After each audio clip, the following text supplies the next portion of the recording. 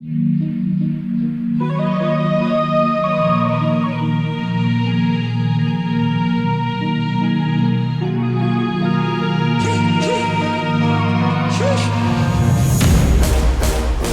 is up, everyone? Welcome into the Edge DFS. My name is Tyson Smith, joined by Ellie Hernandez.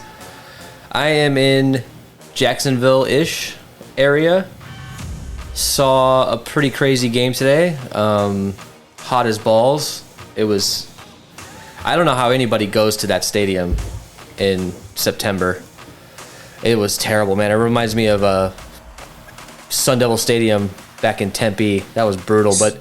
Sitting on the aluminum bleachers. Yeah, it's pretty much. I mean, it's a little bit better than that. It's a beautiful stadium. It like they have great screens and it looks pretty nice, but it was brutal, man. There's not a single drop of shade.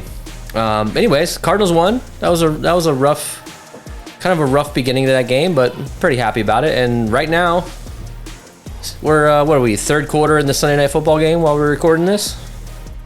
Yeah, man. Yeah. You could just scored a touchdown. Anyways, real quick, before we jump into this, obviously, guys, we're doing Monday Night Football Showdown, Eagles versus Cowboys. Let's shoot the shit for just 1 second here, Ellie. Anything jump out to you today, NFL-wise, around the league? I didn't get to watch a lot, unfortunately, because I was at that game. Fill me in a little bit. I mean, I think the most obvious is going to be Kansas City losing to LA in Kansas City. So right now, the Chiefs are... dead last in the division. You got 3-0 Denver, 3-0 Oakland, and then you got 2-1 LA. Yeah. And wow. 1-2 Kansas City. So it's kind of crazy. And then Justin Tucker, game-winning field goal, 66 yards, longest in NFL history, off the upright off the bottom post. Like, I've never seen that before. That was That's insane. Crazy. Yeah. The reactions that from the audience there was just insane. Some of those live reactions. Did you see John Harbaugh's live reaction? No, I didn't. You could just see, the camera's on him, and you could just see him walking off the stage. Did he fucking make that shit? He did, Johnny.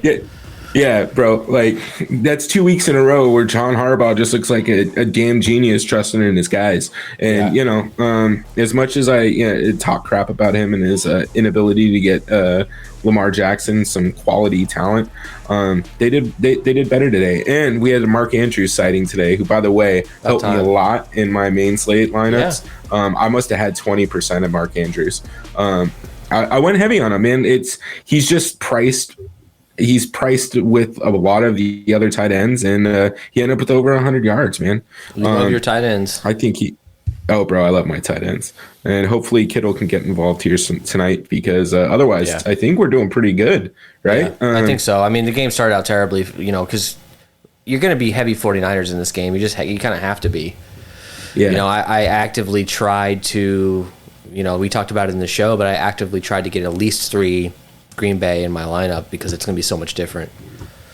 Anyways, if you hear me screaming and yelling during the show, it's probably something good is happening with our lineups. So, this show will probably be still on before this game's over. We'll see. If we keep stalling here, this show will never end. So let's just get right into it. So let's look at the overhead here on this matchup. Philly going into Dallas. Another nice NFC matchup. Not bad. Back-to-back nights with good matchups here. They're in Dallas. I'm a little surprised at this. Well, the total is nice. I like the total, but I'm a little surprised how close this spread is. I mean, has Philly done enough to really... I mean, I guess Dallas hasn't quite done enough either. So what are your thoughts on this? Do you think Philly... I mean, just me thinking about it right now, Dallas has a clear advantage, especially being at home, but does Philly have a shot here? Yeah, I think Philly does have a shot. Their defense has been playing a lot better as of late. Granted, I mean, this is only their third game, obviously, and considering I thought that the Packers defense was washed, which, they actually might be. Let's see if they can hold a lead here. But they're starting to give it up here, I think.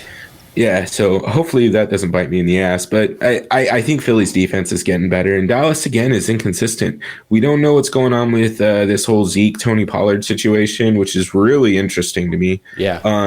And, they're well, we'll get into the injuries here, but I mean, a lot of it comes down to the health of their offensive line as well. I'm sure they get Zach Martin back, so if that solidifies some stuff, then I think Dallas can dominate this game. But Philly's good, dude. I think people are really underestimating what Jalen Hurts brings to that team and what his already collegiate chemistry is with Devontae Smith. I just think that I think that people are underestimating how good Philly is, and I think it's going to be for once it's going to be a fun game. And then it's never too early in the year to talk about division rivalries.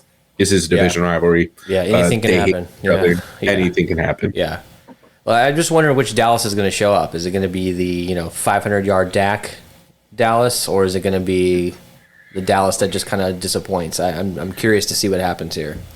Yeah, what did he? So I have a bunch of Dak in like best ball. Yeah, I think he had a total like 8.5 points last week. Yeah. There's no reason. Yeah, and the highest total projected on the slate. Yeah, they scored 17 points, or they scored 20 points. Yep.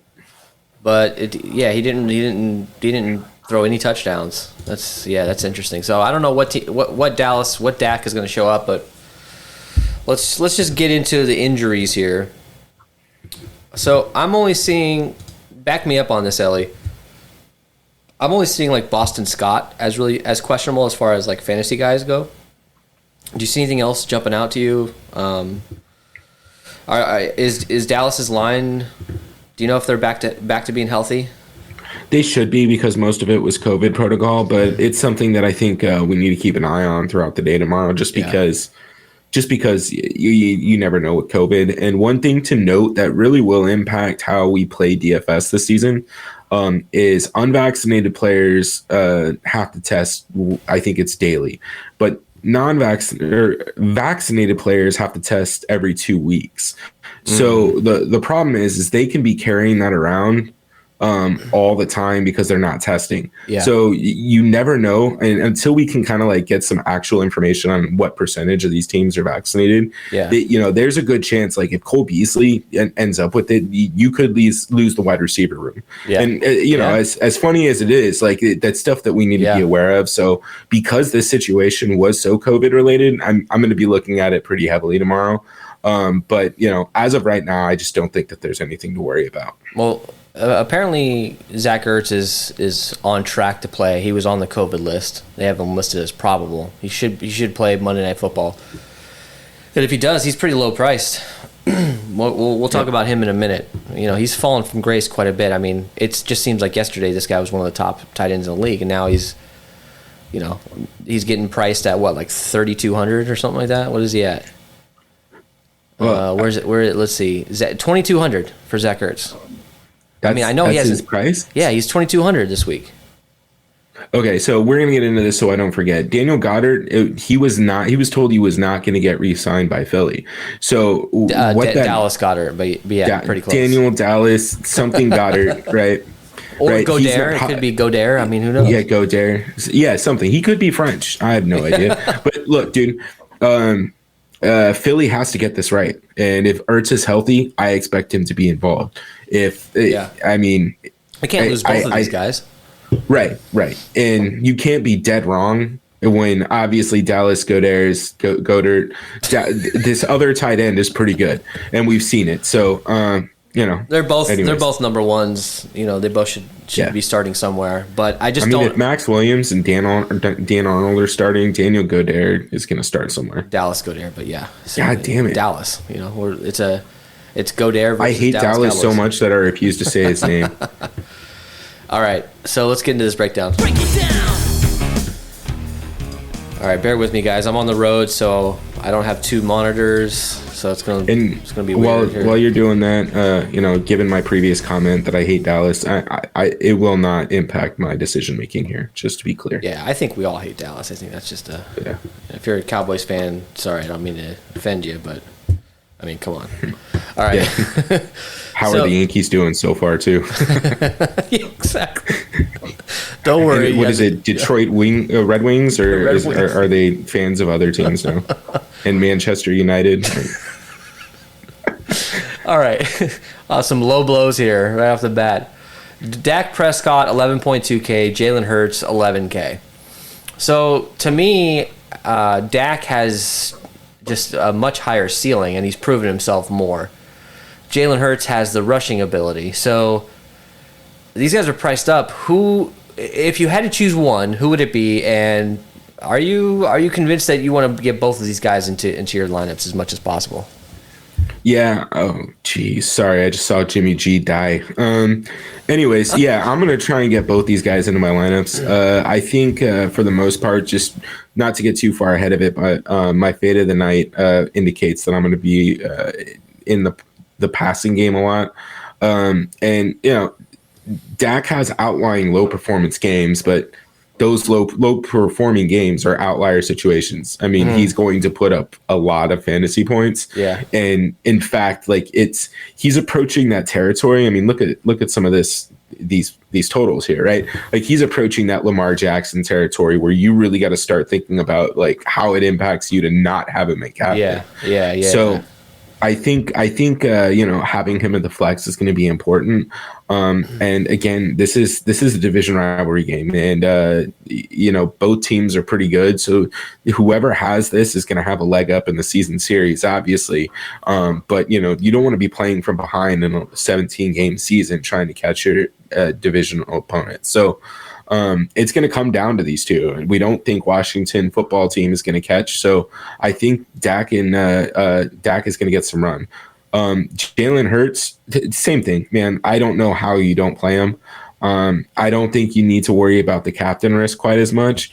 But let's not pretend Dallas is a good rushing team or rushing defense, right? Yeah. They were terrible last year. I think they've improved pretty significantly this year.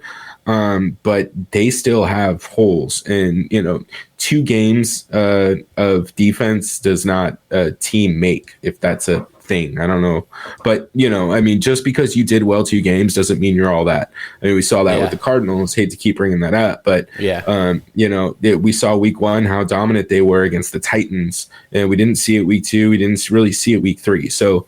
I think Jalen Hurts is going to be in a prime spot. I think you play both of them this week. I think you're going to need to have a pretty healthy exposure to both of them. Now, if you're going to fade one, I think that's a game script specific scenario where you're running Zeke and Pollard, and then maybe CeeDee Lamb or something, or Pollard, CeeDee Lamb, and running Jalen Hurts and 4 or 3 other Eagles, or vice versa. But I'll probably have 70-80% with both in there. Yeah. I mean, it's just one of these things where I think Dak has just got to be in almost every one of your lineups. I'm not going to play him at captain because we know how that goes. I try to avoid it, and sometimes my lineups are suboptimal, right out of the gate. But I just don't want to compete with 20% of the field with him at captain. And we saw it. Not to say that we're planning on injuries, but when you commit to a guy quite a bit at captain, and the Christian McCaffrey thing happens, you're done for. You're absolutely done for. If you have them in the flex and they get hurt or they're having a bad game, and they're 60, 70, 80% owned, you'll probably still be okay. But at captain, you got no chance. All right. Right. So let's move over to running back. Let's start with Dallas.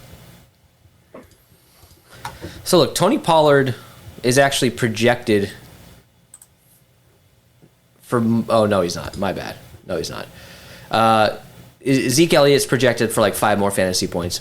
He's 8,400. Tony Pollard is 7,600. So I know there's a lot of hype around Tony Pollard, and I get it.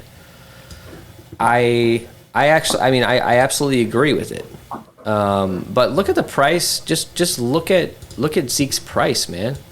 8,400. Have you ever seen him that low? Come on. I don't know that I have. I mean, last week. Look at last week. I mean, he scored 17 fantasy points. He didn't have a bad game. He had a touchdown. He had 71 yards. If he scores 17 fantasy points this week, he'll be in the optimal. And at 8,400, it's crazy. It's to me, it's kind of like the like tonight with the tight end with Kittle at 8,200 or whatever he was. Like, I know he's had a bad start to the year, but we know how good these guys are. And I'm actually fully in on going high on Zeke because I think he's going to be under-owned. Am I just kind of thinking so contrarian that as soon as as soon as people start disliking a player, I love them. Am I wrong to do that? Like, I don't know. What do you think? You know what? I actually agree with you. I don't hate. I prefer to find leverage in taking low-owned, high-talent players that are a little more pricey than I am to fade obvious chalk at like value, right? Yeah. So in this particular case, I don't necessarily disagree with you. I just personally don't think that Ezekiel Elliott's been getting the love from Mike McCarthy, and I think that's kind of risky. Yeah. Now, if to your point, if he does come in pretty low owned, then I'll change my stance on that altogether. If he's under 30% owned, I'll have an insane amount of it. Totally. Right. Totally. 35 to 40 is kind of where I see him right now, or probably closer to 40, 45. But if he's under that, then I will have a decent amount. Now, the one thing is just Tony Pollard's been getting involved in the pass game so much. I mean, how many targets did he have last week? He only had 3 targets, but he's getting 3, 4, 2. He's getting a couple of targets. He's making the most out of them though. He's getting 29, 30 yards. Let's see, what does he have for Corey Clements on this team? What the hell? Yeah, I was so confused when I was looking at it. I was like, wait, the Eagles? Wait, why is he on Dallas? I didn't know that. Yeah, and see, 13 attempts for 109 rushing yards. Like, I get that, Zeke had 16, so you're kind of splitting total touches there. But I don't think you're averaging 8-9 yards per carry pretty consistently. Yeah. And again, Philly's defense is pretty good. So I think, I'm probably more inclined to fade both and fade the Dallas running game than I am to play either. Now, if I do have to play one because, again, ownership for Zeke is just coming in much lower than I anticipated, then I'll play more Zeke. And to, kind of to speak to that, I have more Aaron Jones than I expected to have tonight. I ended up with Aaron Jones, Devontae Adams, and ended up fading Aaron Rodgers in some lineups. Yeah, I did that too. Running it back with 4 San Francisco guys, right? So we do these shows, and I kind of get a taste of the builds, and when I'm actually building, then I kind of shift my strategy up based on what feels a little bit better. Yeah, and when ownership comes in as we get closer to it, that's like one of the most important things. You got to keep an eye on that because it could shift wildly. And I think for this particular slate that we just did, Green Bay and San Francisco, the ownership was way off when we were first looking at it, and it was way different, And some of this stuff is so much more concentrated than I anticipated. If I knew Allen Lazard was going to come in at 5%, I probably would have been closer to 15 or 20. You know what I mean? Yeah. So those are just things to keep an eye on. Last night, or when we did the show, I wasn't even talking about playing them. So. Anyways, back to how that applies to the Cowboys is, the same thing applies here. Is I'm probably not going to have much exposure as of now, but this is a Dallas home game. Maybe I don't know. Maybe it's just really humid or something in that dome, or the air conditioning breaks, and they decide that they want to run Zeke all day. So there are routes to get there, and there's things that I'll have to get to both of them, but it's going to be largely dependent on ownership. Yeah, that's for sure. Pass interference. Oh yeah, big time. I want Zeke Elliott. He is the better running back. He has more talent. There's no doubt about that. And Tony Pollard he has none of the pressure. He comes in.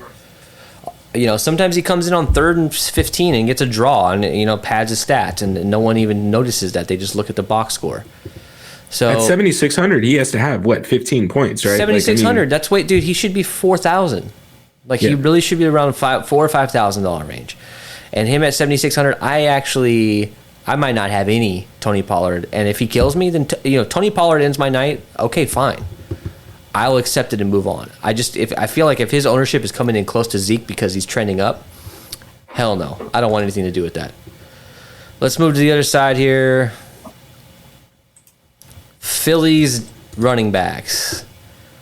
All right, so Boston Scott is. Even if he was playing, I don't know that we would be talking much about him. You got Miles Sanders at 8,000 and Kenneth Gainwell at 5K. So Gainwell, last week against San Francisco, had 6 rushes for 14 yards, 3 targets, 2 receptions, 18 yards. He did have a 2-point conversion.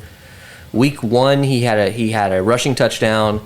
I think he's an interesting option. You know, he's in that $5,000 range. That's kind of where Pollard should be, in my opinion. Even though I think Pollard gets a little bit more action. And we got Miles Sanders at 8K. Miles Sanders always seems to disappoint, no matter what. I'm like, you know, I'm actually like just leaning towards pass heavy game scripts on both sides.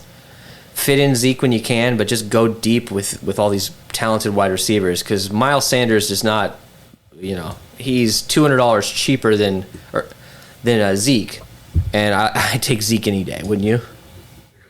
Yeah, I'm probably more inclined to fade the running back situation here. The thing that, like, Miles Sanders, it isn't terrible, but to your point, in comparison, like, I'd rather just pay for Zeke, and I really don't want to play him either. And then Kenneth Gainwell, I wouldn't have minded, but 5,000 still too pricey for him. Yeah. Right? He should. That's what Tony Pollard should be, and Kenneth Gainwell should be closer to like 2,800. Yeah.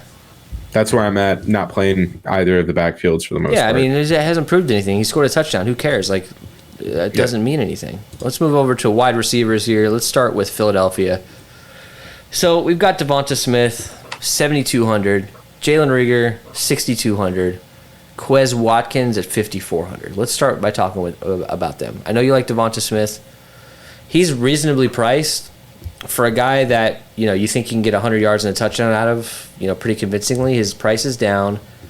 7,200 is a nice price for him. Jalen Reagor has kind of these, you know, he's kind of got home run ability.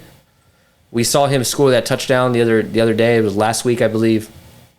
I mean, he stepped out of bounds, so it doesn't count as a touchdown. But we're seeing opportunities for deep completion. Same with Quez Watkins. He had that 90-yard reception or something like that last week. Dude had two targets, 2 receptions, 117 yards, scored 16 fantasy points. You get a dude at 5,400 scoring 16 fantasy points, you're going to be happy with your life. So talk to me here. And what happened to Travis Fulgham, man? What happened to this dude? He got cut? Yeah, or he's on the practice squad. Like, I'm not sure he's actually. But what is he on? What happened? Oh. What happened to him? Like, I just think they have a better wide receiver room. I mean, he had a pretty good run. Look at that. He had 34 fantasy points, 19. Anyways, I know I saw his name and I'm like, what the hell happened to that guy? Anyways, we're not touching Keyshawn. We're not touching Hightower. Maybe JJ Arcega Whiteside. Say it with a list. Nah, I'm not really getting into any of those. What about Greg honestly, Ward? Greg Ward? No, dude. Probably not. He's not getting any volume either. It looks like Quez, Jalen, and Devontae Smith are the guys, and then they're going to try and get in the tight ends. Now, I do think that might be a case to have like Dallas, to have the running backs a little bit more, is because Miles Sanders and what's his face, Kenneth Gainwell, they will get involved in the pass game a little bit. But again, I think that the targets here are concentrated so tightly into Jalen Reagor and Devontae Smith. And then Quez is going to get stuff on the periphery. Yeah. The other thing is this is kind of a ball control offense. They don't ask Jalen Hurts to do all that much. And he runs the ball a decent amount too. So it's kind of a balanced attack. So, you know, he may get 25 total attempts. I mean, what did he have last week? Let's look at Jalen Hurts. 23 attempts and 35 the week before. So it looks like they don't want to throw the ball as frequently with him. So I think you're fine just sticking with Smith and Jalen Reagor. Quez, again, he's just priced too awkwardly. Yeah, it's awkward. He had 2 targets last week. Yes, he turned those targets into massive points. But again, that's 2 targets for 5,400, right? I mean, I'd rather, like, you can pretty much play both tight ends for that price. Yeah, you know what I mean? Like, you're right. And that's kind of what I'm looking at here. But Jalen Reagor, he's getting the volume. 6 targets, 5 targets.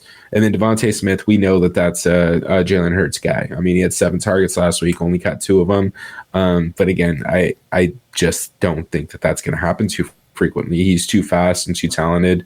And he's only projected for 30% ownership. And again, Dallas's defense hasn't proved to me that they're going to go out and just stop people. So I don't know why you wouldn't play one of the most explosive players on the field. Yeah. All right, so let's move over to the other side here. Let's go to Dallas. Get rid of All right, so CeeDee Lamb, 9,800. Amari Cooper, 9K. Obviously, Michael Gallup is out. He'll be out for a few weeks. Cedric Wilson's kind of taken over that role. He's at 4,400. I think he's an interesting value play. Doesn't have too high of a ceiling, but if this becomes a shootout at that price tag, you may be able to get some good value if he can catch you a touchdown pass. But he's very touchdown dependent, obviously. So I think with Gallup, I hate to say it, but with Gallup out, it really does help with making your decisions. Stick with CeeDee Lamb, stick with Amari Cooper. I personally like Amari Cooper more than CeeDee Lamb. Who's your favorite option here? I like Amari too. He is priced down underneath CD, so I want to keep an eye on that and how that impacts ownership. It should be pretty much a split down the middle, though. So if it is, then I'll lean a little bit towards Amari just because he's cheaper. And he doesn't necessarily deal with the drops like CD does.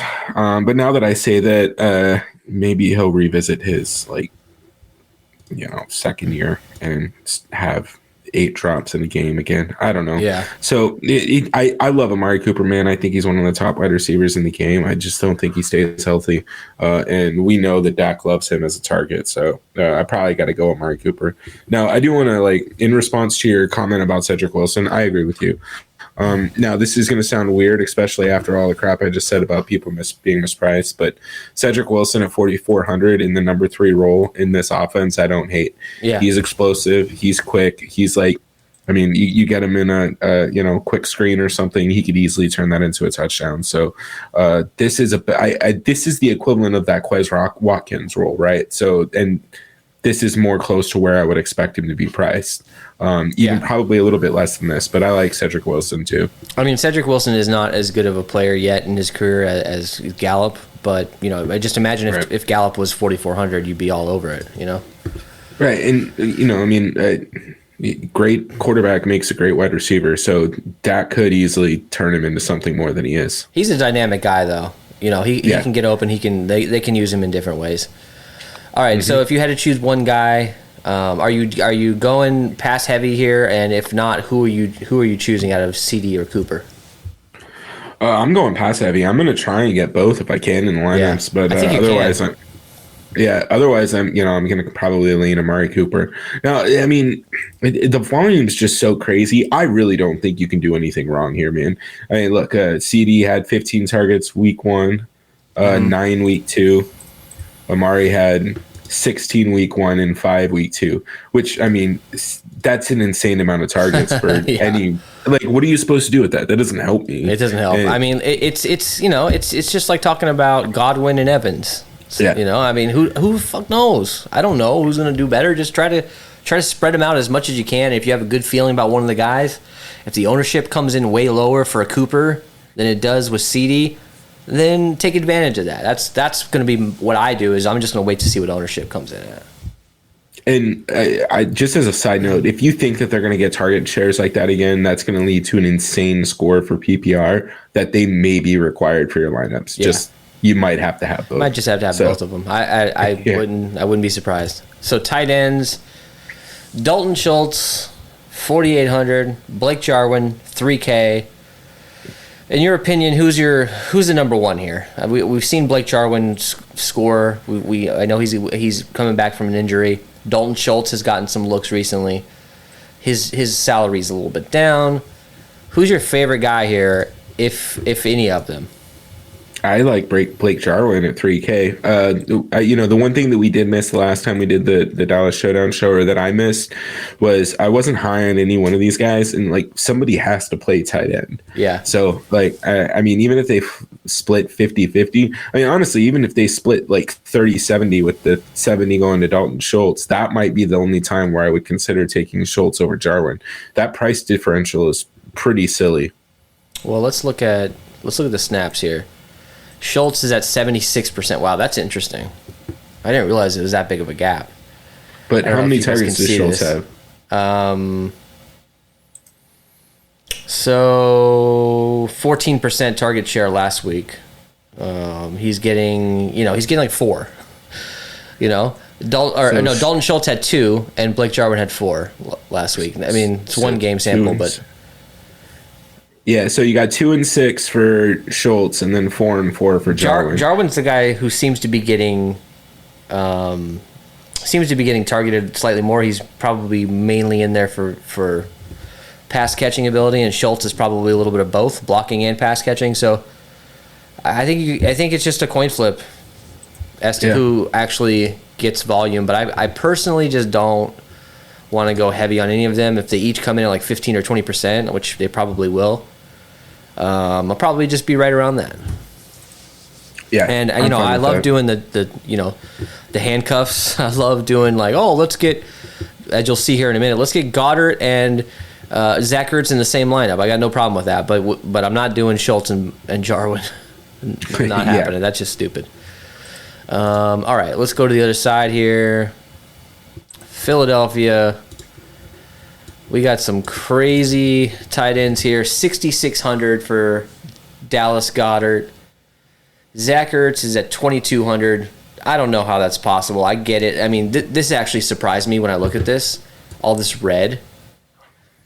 I was kind of shocked that it's been that long since he's done anything. Going back to week 3 of last year, he had 14 fantasy points. That was kind of it. Last year was not his year. He got hurt. Came back, didn't do much because Goddard was the guy. Let's see if he can turn it around. See if he can have another one of these seasons. If not, I don't know. I don't even know if anybody's going to be interested in him. Is he going to turn into like a Jimmy Graham? Is he going to turn into Rudolph and just kind of disappear and be on some random team as a backup tight end? I don't know, but he's got to do something. I still think he has the talent, and at 2,200, I'm gonna be all over Zach Ertz, especially if he's like 10 to 15% owned. What do you think he's going to come in ownership wise? Yeah, I think he'll be under 10%, which is insane. I mean, come on, just put him in at 30%. You'll be okay if he gets you a 0. Yeah, I mean, I don't think he will. He'll still get 2-3 targets. I mean, what do we say about young quarterbacks? They love their tight ends, man. So you got two very good pass catching tight ends. I don't know why. And like we said earlier in the show, I don't think there's a reason to really overthink this. I mean, Zach Ertz is the guy that they're choosing to stick with unless they decide they're just going to draft somebody. So they need to make this decision, right? Yeah, sorry to interrupt you, dude, but they're splitting snaps pretty much down the middle, and there's some overlap too. They're both on the field quite a bit together. They're both getting around 60 to 65% of the snaps, each of them, and it looks like Zach Ertz is getting more routes run, and it looks like they're pretty much close to even on target share. Now Goddard got a couple more targets in week 1. Look, it's 2 games. There's not a whole lot to talk about. We can't just. That's not the Bible when it comes to who we should pick. I think you just got to kind of sprinkle them in, and I think it's possible Goddard gets forgotten about at that price tag. If people start to say, "Wow, Zach Ertz is at 2,200, we should be using him," then maybe you go with Goddard depending on the ownership. You're cool. Are you cool with any of these guys at captain? I don't mind Goddard. I don't think you need to go as low as Ertz, but Goddard might be an interesting captain. Yeah, I like both of these guys. I think you could choose either one of them or both of them and be pretty happy on a showdown slate. So Greg Zuerlein, let's get to the kickers. Greg Zuerlein, 4,000. Jake Elliott, 3,800.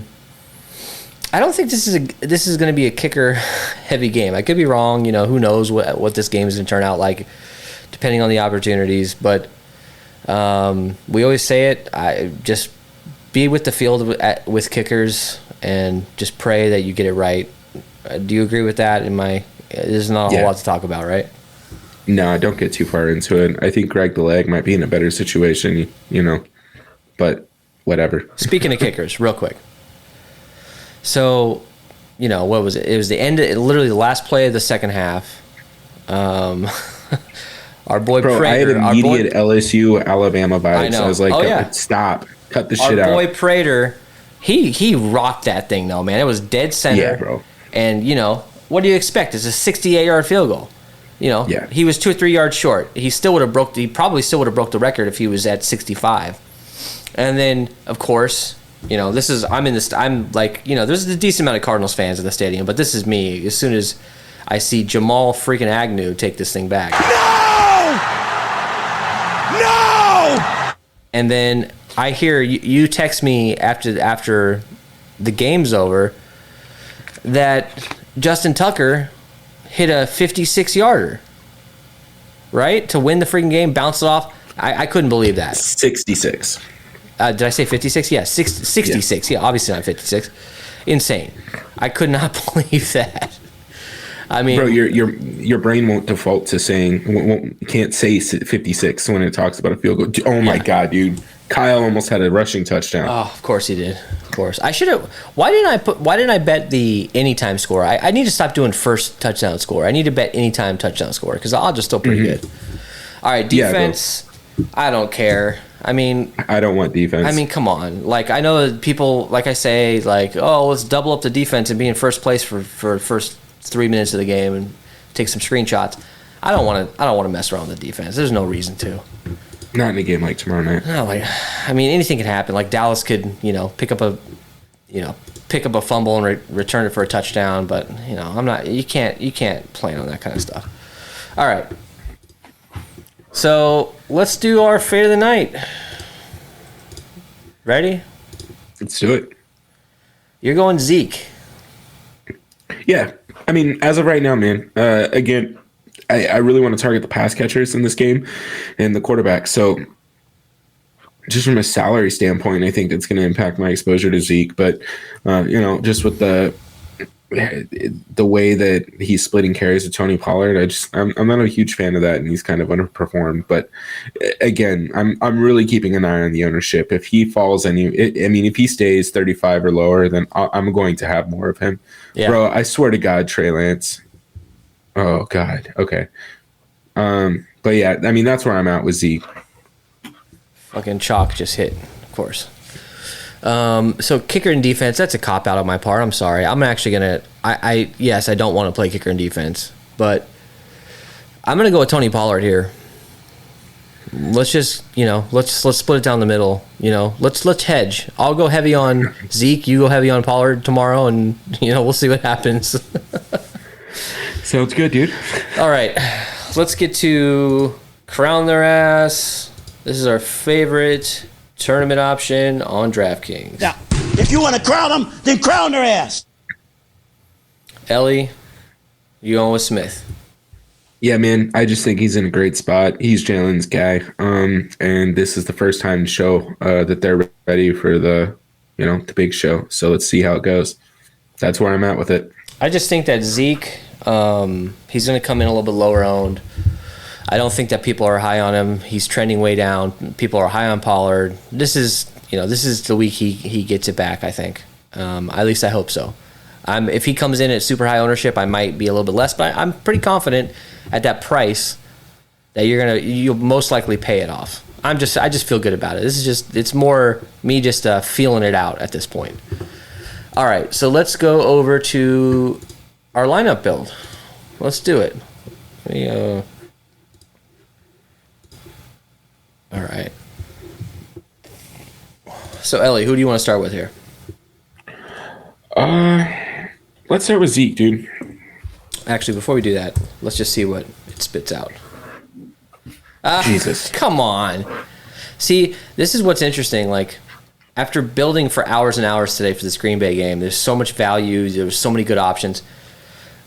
Everyone was priced super high. You had to kind of figure it out. Everyone's just like kind of priced right around the middle. Like besides the quarterbacks, everyone's just kind of priced. Like they're like, okay, like here's 9,000. Just like, so it's gonna be hard. I'm not looking forward to the next couple minutes here. Let's go with Zeke at captain and see how easy or hard that is. So Zeke, let's put the quarterbacks in. Let's see if we can do that comfortably. Let's do one of the wide receivers for Dallas. You want to go Cooper or Lamb? Let's go Coop.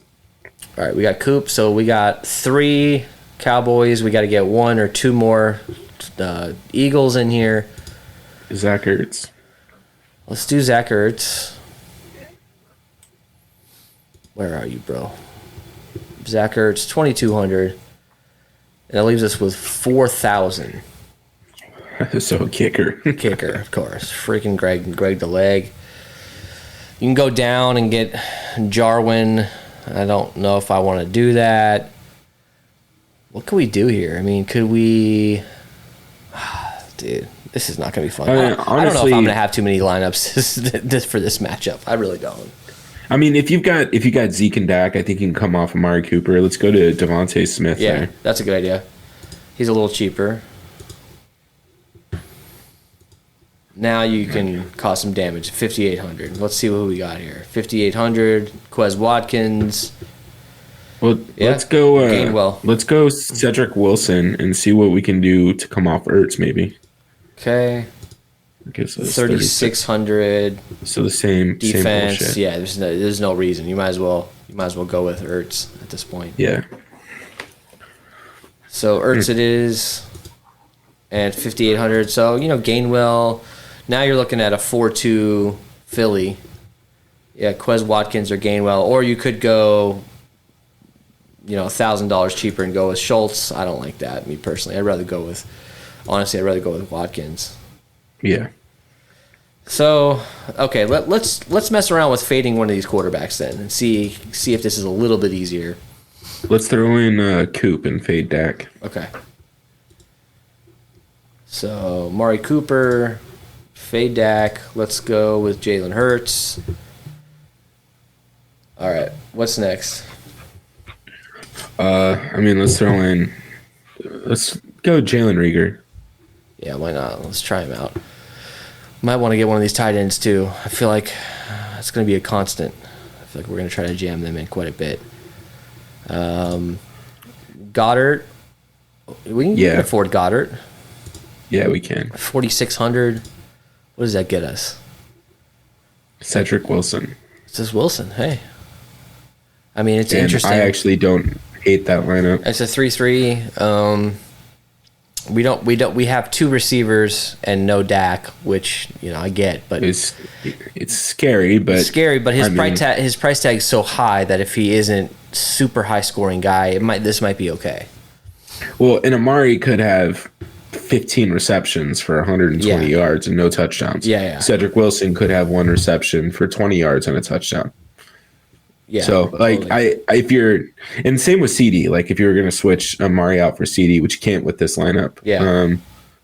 Let's see what we can do here. Let's see if we can get CD in and see what that does to us in the flex. 3,800 is that kicker territory? That's not quite Greg the leg. That's Jake Elliott. That's defense. That's Jarwin. No, that's a dead zone to me. Under Wilson at 4,400, down to Ertz is kind of like, there's no reason to be in that zone. Either go higher with other people or something. I don't know. All right. What do you want to do next? Let's throw in Devontae Smith, captain. That's game for Devontae Adams. Yeah, let's do it. Well, what happened? I'm pretty sure he got a concussion. Oh shit! Really? Yeah, Jesus. Bro. He got lit up. Jeez. Well. All right. So Jalen Hurts. And then Jalen. Let's go Dak. It's crazy. Their projections are like 0.05 off. They're like pretty much the same. They're similarly priced too. All right. What's next? Can we get Coop? We're gonna make it happen. So 4,000 a piece. Let's look at like our absolute lowest we'd go for value here. I mean, Greg Ward? I think it's Ertz. It's so weird. There's in this particular game, the Green Bay and 49. I mean, you could comfortably fit in an $800 dude. You can fit in a couple $200 dudes. There's nothing like that in this slate unless some big injury news comes out. So Ertz is going to be all over my lineups. 5,800 still gives you a decent amount to work with. Quez Watkins, Gainwell, Schultz, Cedric Wilson. You can do any of those guys, I think. I guess Gainwell would be the one that I would throw in here. Is it just me? But this just isn't a very sexy fantasy matchup. Well, the problem is this pricing is going to limit the amount of builds that you get. So I don't know. There's just not as many possibilities. It just feels watered down. you either go from Zach Ertz to Corey Clement. Like I don't know who else I'm supposed to play. And even then, like Zach Ertz being the best value at 2,200 isn't like, it's still probably a mispricing, but that's still not the greatest value in the world. You know what I mean? Like he could easily come out and put out a dud. We're usually talking about like $1,200 guys that we're okay with putting out a zero. Let's see. Do you want to build? Who do you want to throw a captain here? Do you want to do a Goddard? Do you want to do screw it. You want to put a Zach Ertz a captain? What do you want to try here? Let's try Jalen Reagor at captain. Actually, okay, cool. Let's just hit optimize and see what happens. Smith, Cooper. Hey, that's not bad. That's a lot better. Yeah, that's better. Yeah, you're right. All right, let's hand build and see. I mean, we'll probably end up with something very similar. We're just gonna have like 150 entries of that lineup. Yeah, you just train it. Yeah, exactly. Now you could do something crazy like let's see if you can do this. Can you get Goddard? No, you can't. That was close. You could get we almost could get Goddard and Ertz in there, but we're off by $100. So I think you got to go Ertz here again. You know, I think Ertz is the key. If Ertz has a good game, a lot of your lineups are going to do well, I think. Can you come off Ertz real quick and then try Cedric Wilson? I just want to see what that puts us at. Let's see. It's probably going to be close to a kicker. 4,300. 4,300. Yeah, so kickers, Blake Jarwin. Greg the Leg, Jarwin. Yeah, you don't want you got to have 4.4 minimum remaining in that last spot, unless it's Ertz, you know. So I'd rather just go down and do this. Screw it. Yeah, dude. You know. So what I'm saying is we're probably gonna have to leave salary on the table. If you are within 1,000 of the optimal, I think you're gonna be pretty hard pressed to get different. All right, this sucks. We might have to target single entry tomorrow night. I think I'm gonna do single entry. I might just do one bullet. Yeah. Because this, like, I had so much fun building lineups for Sunday Night Football. I hand built 80 lineups because it was like, this is awesome. Yeah, I'm a psychopath, but it was fun. This is not going to be fun. This might be a situation where I crank the randomness up to 65 and just hit crunch and see what happens. All right, who are you getting ready to build with? We should do one of the quarterbacks, and then that's fine. Let's go Jalen Hurts. I think Dak Prescott's going to be like 25% captain, bro. All right, so let's put him in the flex, don't you think? Prescott. So if we have Hurts at captain, we're assuming he runs one in and throws for 2 or 3, which means we got to get a Devonta Smith. We got to get tight end possibly like Goddard or Ertz, but we probably want to go Ertz considering he's so expensive at captain. Now, can we get Amari? 3,900. We sure can. This ain't bad. Let's try to get if we're gonna do anything, can we get Greg the Leg? No, we can't.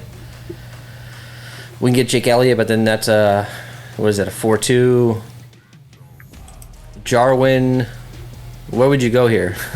Or would you just move off of? Would you just go up probably to Jarwin? Yeah, or you could go up to CeeDee Lamb. I think let's just try that. That's 3,100, so it's probably going to be right in the same zone, right? Is Jarwin's 3K? Yeah.